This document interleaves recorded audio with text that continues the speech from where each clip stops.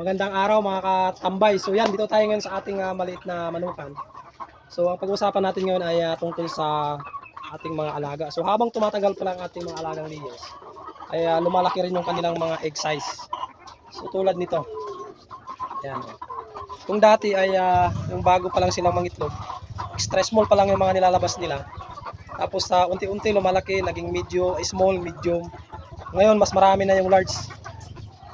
And then nagsisimula na ulit yung mga XL. So meron na tayong tuwing harvest, minsan nakaka-5 XL.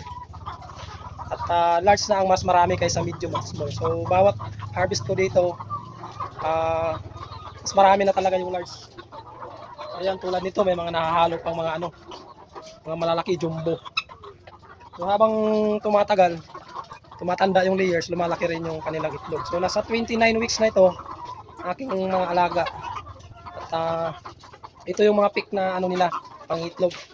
So almost 100% yung kanilang egg production. So daily. So hindi na tayo bumababa minsan ng 3 tray. So minsan 95, 94, naglalaro lang 90, between 90 to 94, mga ganon. So swerte lang kung minsan nagna 95.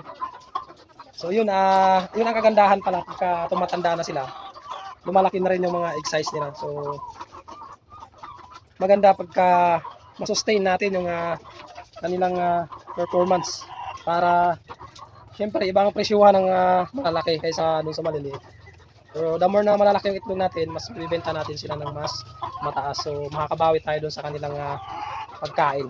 So yun ang ating update dito sa ating maliit na manukan. At maya-maya mag-harvest na rin ako tulad nito. So everyday tayo nag-harvest tuwing hapon. Yan. So hindi natin iniipon dito. Kasi hindi rin tayo na-stockan dahil marami rin tayo mga buyers. So mga backyard lang, so mga kapitbahay, mga tindahan. So yun yung sinusuplayan natin. So yan, maganda na masustain natin yung kanilang mga itlog, yung sizes, lalong-lalo na yung mga binabagsakan natin tindahan. So para magkaroon tayo ng mga size na maliit, so kailangan natin na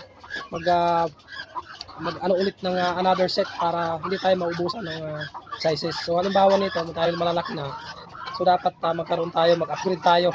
So may bakante pa naman ako dito.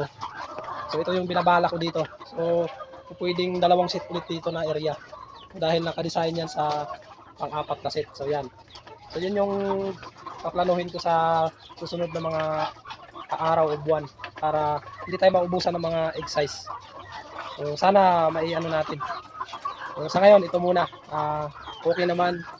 Okay naman yung nakakaano naman tayo doon sa kinakain nila at sa mga vitamins nila. So, this is good. Happy farming.